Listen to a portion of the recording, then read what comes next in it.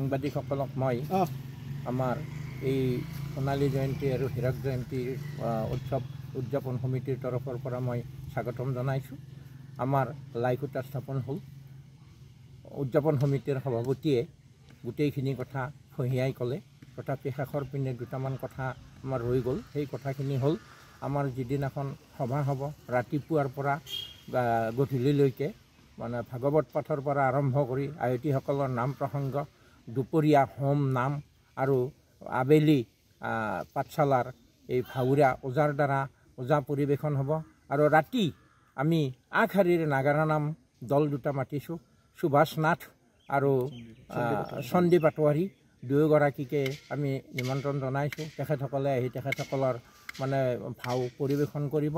আৰু পিছদিনাখন আমাৰ সাংস্কৃতিক সন্ধিয়া, আৰু সেই সাংস্কৃতিক সন্ধিয়াত আমি মন্টুমণি শইকীয়াক মাতিছোঁ আৰু লগত মৰ্মিতা পাত্ৰ আৰু লগে লগে ৰূপাংকিতা আৰু অলংকৃতাক আমি ইয়াত গীত প্ৰদৰ্শন কৰিবলৈ আমন্ত্ৰণ জনাইছোঁ। তেখেতসকলে আহি আমাৰ সেইদিনাখন গীতৰ শৰাইৰ দ্বাৰা সামৰণি পেলাব আৰু ৰাইজৰ আটাইৰে সহায় সহযোগিতা আটাইকেইদিনৰ কাৰ্যসূচীত আমি শ্ৰদ্ধাৰে কামনা কৰিছোঁ। সভা মহোৎসৱৰ হীৰক জয়ন্তী আৰু গুঞা বাসুদেৱ সংঘৰ সোণালী জয়ন্তী, এই দুয়োটি মহান অনুষ্ঠান আমাৰ গোটেই সদৌ গুঞাবাসী তথা অঞ্চলৰ এটি মহান অনুষ্ঠান। এই দুইটি এটা ঘটনা হ'ল, আমাৰ বাসুদেৱ মন্দিৰ প্ৰতিষ্ঠা হয় 1951 চনত। সেইফালৰ পৰা এই 2024 এই হীৰক জয়ন্তীৰ 75 বছৰৰ মানে উকলি যায়।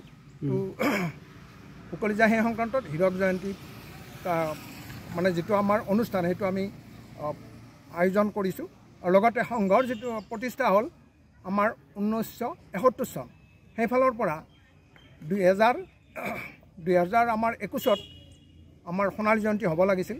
কিন্তু সেই সময়ত যিহেতু ক'ভিডৰ এটা প্ৰাদুৰ্ভাৱ মহামাৰীয়ে দেখা দিলে, গতিকে সেই সংক্ৰান্তত সেই অনুষ্ঠানটো আমি পিছুৱাই আনি এতিয়া ভাল পৰিৱেশত আমি হীৰক জয়ন্তীৰ লগত একেলগে, যিহেতু একেখিনি ৰাইজৰ অনুষ্ঠান, দুয়োটা অনুষ্ঠান আমি এক কৰি আমি সমাজৰ শান্তি শৃংখলা আৰু ঐক্যৰ হকে আৰু আমাৰ নতুন পুৰুষসকলক এটা আধ্যাত্মিক বাতাবৰণ দিয়াৰ কাৰণে আমি এই অনুষ্ঠানটোৰ আয়োজন কৰিছোঁ। আৰু আমাৰ এই কাৰ্যসূচীটো 5দিনীয়াভাৱে ৰূপায়ণ কৰা হ'ব।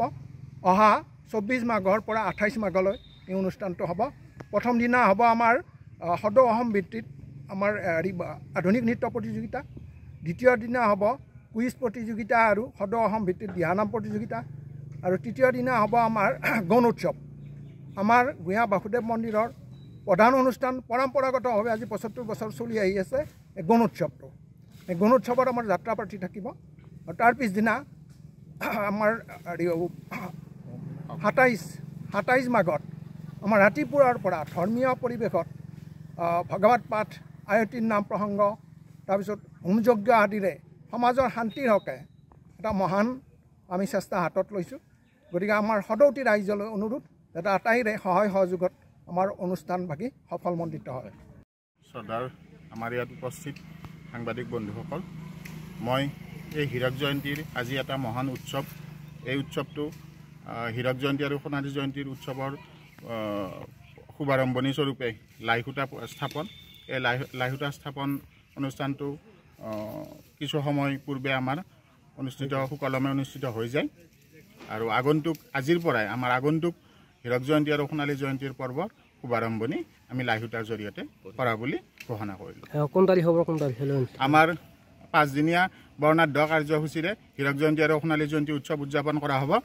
অসমীয়া মাঘৰ 24 তাৰিখৰ পৰা 28 তাৰিখ আৰু ইংৰাজী 7 তাৰিখৰ পৰা 11 তাৰিখলৈ 7 ফেব্ৰুৱাৰীলৈ 5দিনীয়া বৰ্ণাঢ্য কাৰ্যসূচীৰে আমাৰ এই অনুষ্ঠান আয়োজন কৰা হৈছে।